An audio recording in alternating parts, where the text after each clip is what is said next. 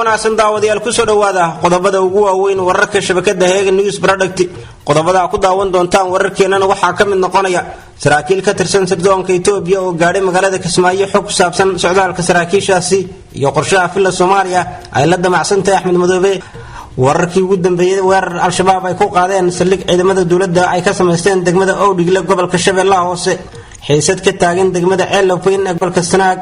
iyo faahfaahin kala duwan oo ka soo baxay oo dhaqameed halkaasi lagu xirxiray doorashada maamulka Jubbaland oo waqtigeeda laga soo hormariyay iyo guddiga doorashada maamulkaasi oo go'aan gaadhay iyo sababta waqtigeeda looga soo hormariyay doorashadaasi oo loo ogaaday qorshaha Axmed Madoobe uu la damacsan yahay soo hormarinta waqtigeeda Korneel Caaro oo ka hadlay wada hadallo isaga iyo u dhaxeeya xukuumadda maamulka Somaliland wararka ka baxsan Soomaalida aad ku daawan doontaan waxaa ka mid noqonaya booliska Malaysia oo helay meydka gabadh oo dhalatay Ireland oo la la'aa muddo toddobaadyo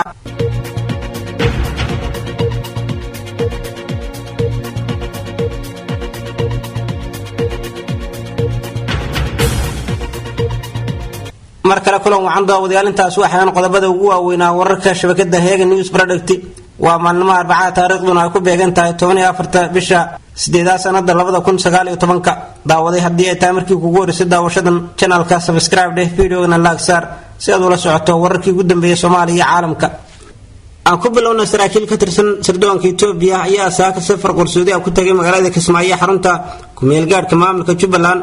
warar soo baxaya ayaa sheegay in saraakiishan ka tirsan sirdoonka Itoobiya ay shalay safar qarsoodi ah ku yimaadeen magaalada Muqdisho iyagoona maanta u sii safray magaalada Kismaayo ee xarunta ku meel gaarka maamulka Jubbaland saraakiishan ka socotay sirdoonka Itoobiya ayaa saaka gaaray magaalada Kismaayo waxayna halkaasi kulamo xasaasi ah kula qaateen madaxda maamulka Jubbaland ugu horeeyay madaxweynaha maamulkaasi sida aan wararka ku helno saraakiishan Itoobiya ayaa doonaya in cadaadis ay ku saaraan madaxweynaha maamulka Jubbaland oo mar kale u sharaxan hogaanka maamulka Jubbaland inuu qabto isaga oo baarlamaanka la soo doortay intiisa badan ay yihiin kuwa isaga taabacsan dawladda Itoobiya ayaa horay loo sheegay in cadaadis ku saarayso madaxweynaha maamulka Jubbaland Axmed Madoobe in uu ka dago iskana casilo sida cad dawladda Itoobiya ayaa qorsheynaysa in dawladda Soomaaliya ay ka taageerto sidii ay uga takhalusi lahayd hogaamiyaha maamulkaasi Jubbaland Axmed Madoobe madaxweynaha maamulka Jubbaland ayaa horay u cudur daartay in magaalada Addis Ababa uu tago waxauna taa beddelkeeda Itoobiya ka dalbaday in ay u yimaadaan saraakiishooda magaalada Kismaayo ayadoona sargaalka ugu sareeya ciidamada AMISOM kana socda dalkaasi Itoobiya oo dhawaan gaaray magaalada halkaasi oo Axmed Madoobe lagu qanciyay in ammaanka xarumaha lagu dooranayo doorashooyinkuna ay ka dhacayaan ay si wada jir ah ay u sugan ciidamada booliska AMISOM iyo kuwa maamulkaasi iyadoo horay maamulkaasi go'aan uga gaadhay ilaalinta ammaanka magaalada Kismaayo xarumahaasi in ay ilaalinayaan kaliya ciidamada ammaanka maamulkaasi balse taasi waxa isbedeshay markii saraakiil ka tirsan ciidamada Itoobiya ee qaybta ka AMISOM ay tageen magaalada Kismaayo Axmed Madoobena lagu qanciyay in doorashada xarumaha ay ka dhacayaan ay ilaaliyaan ciidamo ka socda AMISOM dawladda Itoobiya ayaana xilligan wada shaqeyn dhow waxay la leedahay dawladda federaalka Soomaaliya oo iyada oo ku qanacsan sida ay u socdaan qabanqaabada doorashada iyo in mar kale masraxa uusan ku soo laaban madaxweynaha maamulkaasi Jubbaland walaal xoogan ayana ugu jirtaa dawladda Itoobiya sidii Axmed Madoobe ay uga sari lahayd dawladda Kenya oo daris la maamulka Jubbaland iyo deegaanada maamulkaasi ayaa iyaduna waxay garab xoogan siinaysaa hogaamiyaha maamulkaasi Axmed Madoobe kaasi oo ka taageerayaan sidii mar kale ugu soo laaban lahaa kursiga madaxnimada maamulkaasi Jubbaland balse dawladda Itoobiya oo ah mid galaan galdhow ku leh siyaasadda Soomaaliya wada shaqeyn dhowna ay la leedahay dawladda haatan hogaamiye madaxweynaha Farmaajo iyo ra'iisul wasaare Khayre ayaa la rumaysan yahay in ay markan ka takhalusi karaan hadii ay falsafad ka duwan tan Kenya ay la soo baxaan iyadoona haatan ba ay muuqato qorshaha dawladda federaalka Soomaaliya ay u degtay in Axmed Madoobe meesha laga saaro una adeegsanayso ciidamada sirdoonka Itoobiya iyo kuwa AMISOM ee ku sugan deegaanadaasi hore ayaa waxa sidan oo kale ay dawladda Itoobiya ay garab uga siisay dawladda Soomaaliya doorashada maamulka koonfur galbeed Soomaaliya taasi oo musharaxii ugu cadcabda doorashada maamulkaasi Sheekh Mutaar Roobo ama Masuur ciidamada Itoobiya ee ku sugnaa magaalada Baydhabo gacanta ku soo dhigeen haatan warar kala duwan ayaa soo baxay oo ku aadan Axmed Madoobe hadii uu ku qanci waayo qorshaha sirdoonka Itoobiya ay wadaan lana dacsan yihiin hadii uu ka dhagaadeego in gacanta lagu soo dhigi doono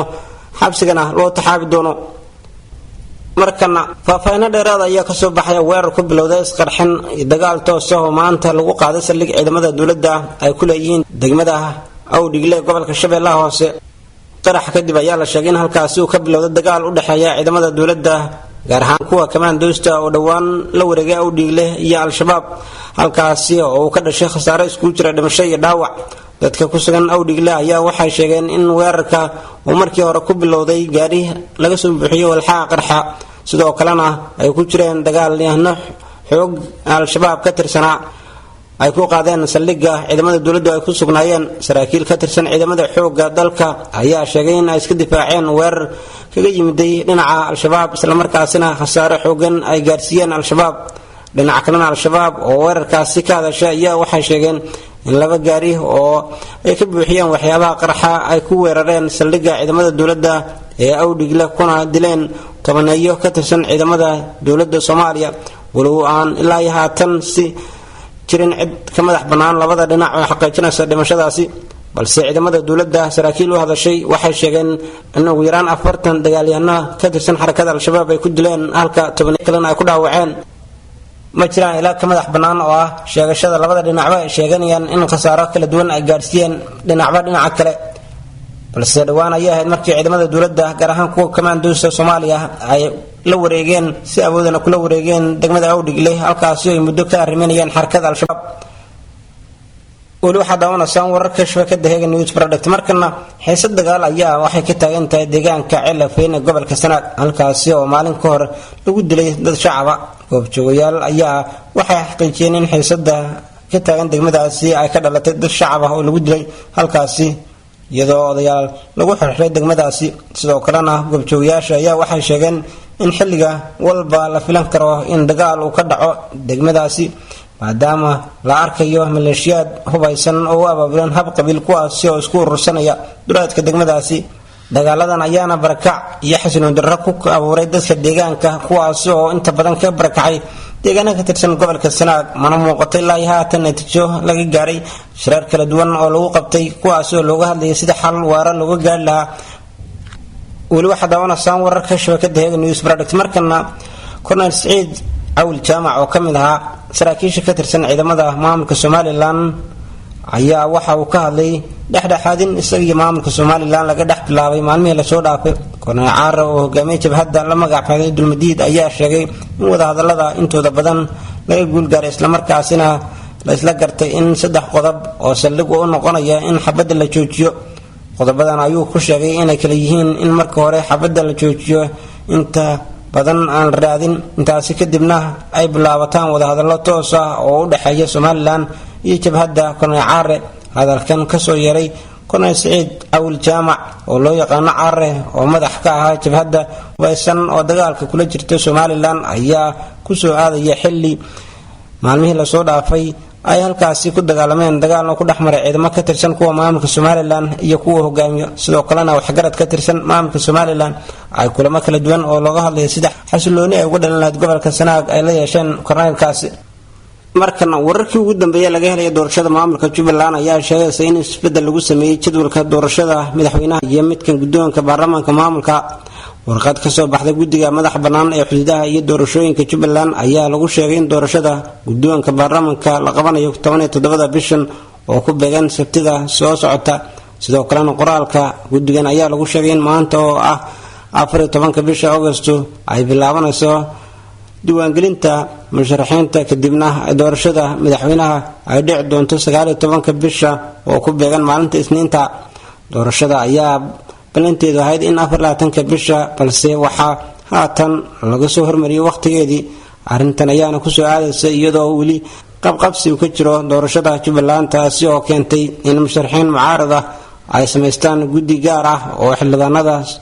soo xusha kuwaasi oo maanta lagu wada iyaguna in lagu dhaariyo magaalada Kismaayo xarunta ku meel gaarka maamulkaas Jubbaland.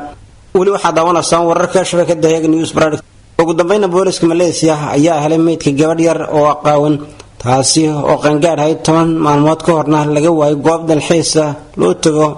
oo la ogeyn waxa sababay geerida gabadhaasi. Nuur Aneen oo ahayd gabadh 17 sano jir ahayd ayaa raqdeedii ruuxeeda la waayay 4 bisha Agoosto kadib markii ay ka degeen goob dalxiis ah oo dunuus oo dhacda degmada Safreed ee dhanka koonfureed waxayna 70 kiiloomitir u jirtaa magaalada Kuala Lumpur. Qoyska gabadhan ayaa xaqiijiyay in gabadhoodu ay tahay sida uu xaqiijiyay taliyaha ciidanka Malaysia Maxamed Mahad Yuusuf. Taliyaha ayaa intaas ku daray in baaritaano la xiriira geerida gabadhan ay dhammaystiri doonaan maanta Arbaca. gudahaan saaxiibayaal wanaag intaas warkii aad kala socoteen shabakada Haga News Product daawada hadii ay tahay markii kugu horeysay daawashada channelkan subscribe video wana like saar si aad ula socoto wararkii ugu dambeeyay Soomaaliya caalamka.